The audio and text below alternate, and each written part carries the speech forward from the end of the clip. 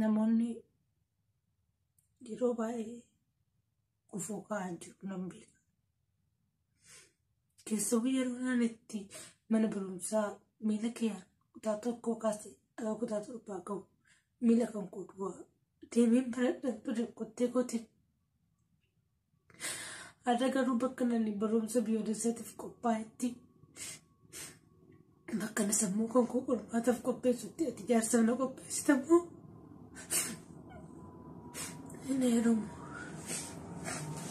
hin heerumuu naanee hin heerumuu.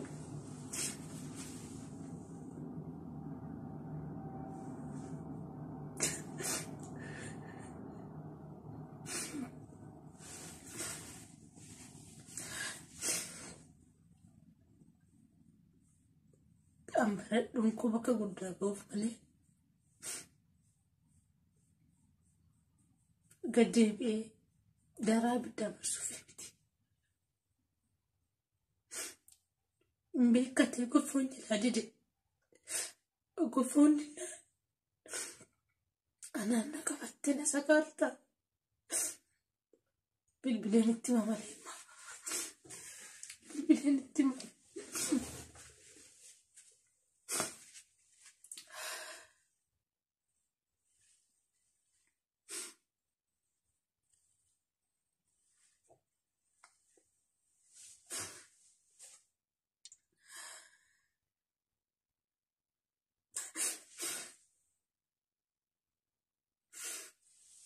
Sin caso.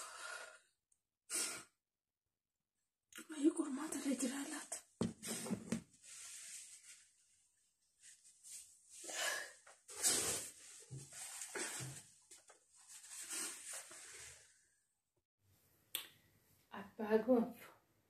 Abba gonfo kota ya abba gonfo taas guduma keenya bara kanaa kana miyaa dhaggeeffanna.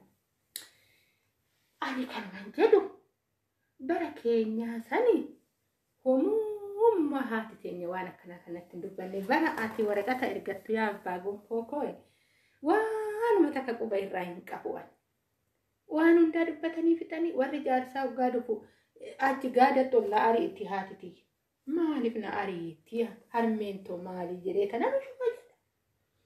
Amma ani intala toleensu jaarsa sii dhufee sin gurguradhaa jennaan kunoo anuma lubbu matootillee nan argattu anaa fi lubbuu tiyyaa fi jaarsa kana yookaan heeruma kana filadhu naan jette yaa abbaa gonfoo ko ani kanan jedhu sila akkamitti gurgurata gonfoo sitta fuudhaa aradda abbaa keetitti irratti ati taa'ii ilman gabna aradduma abbaa taa'e nani harmeetoo baradhu malee jedhee ka'ee vartii sangate. Intalan gurguradhee abbaa soddaataa jennaan intalli akkam jetti kunnu qoyme impossii yaa abbaa koo sila durbi bara kanaa maaluma heddii maal jetta mari'achifnee teechifnee tole abbaa gonfo sila daa'ima xiqqishuu teechifnee maal godhi jennaan kaa daa'ima sila ofumaadhaallee kanaa maal godhi jennaan teechifnee maal haasofsiisa mari'achiisuu qabna. Yaa bara kanaa ani barumti kun maaluma baatee deema sila abbaa gonfo maal mari'achiifna kaa silaa kaa jaarsi dhufe waan hundaa xumurre maaluma jennaani kaa. Ishi abbaa gonfoo erga jettan ishi mari'achiifne ishi. Aloo akkam jirta gonfoo nagaa keetii ani nagaa dagalatu waaqayyo sagaleen koomoo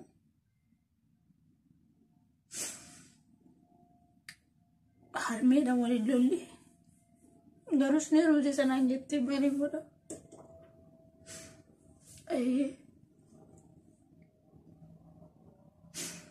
Mboo akkamitti sitti haasa'a dhugaadha akkas naan jette. Ati moo ishii bakka bilbilii fi booddee sirraa hubatta'uu na amanuu danda'atte. Ani daddafi kootuti ofitti na fudhu eeggadee naasuu waan ta'eef hin kittaannaa aduun kittaana mineerumti jedhanii gisiisan haasaan na ga'e. Iyyani ijoolleen natti hime.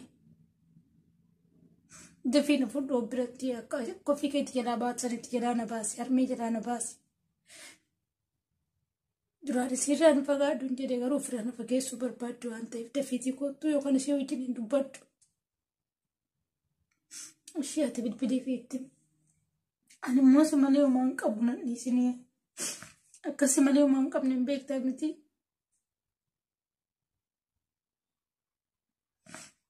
Ishee.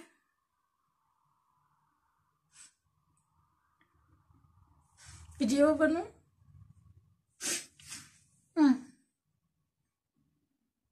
Ugamu.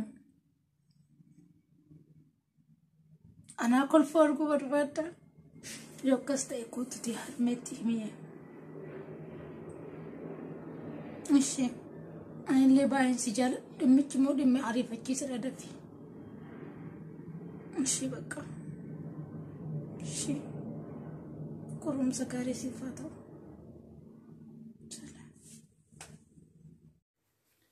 Abbaa gonfoo yaama meeqa erguma jettanii erguma sinuu jettanii haa ta'u yaama mee naasubsiisna abbaa gonfoo eenyu bilbilan eenyu bilbilee abbaa gonfoo namni ta'e bilbile aloo hello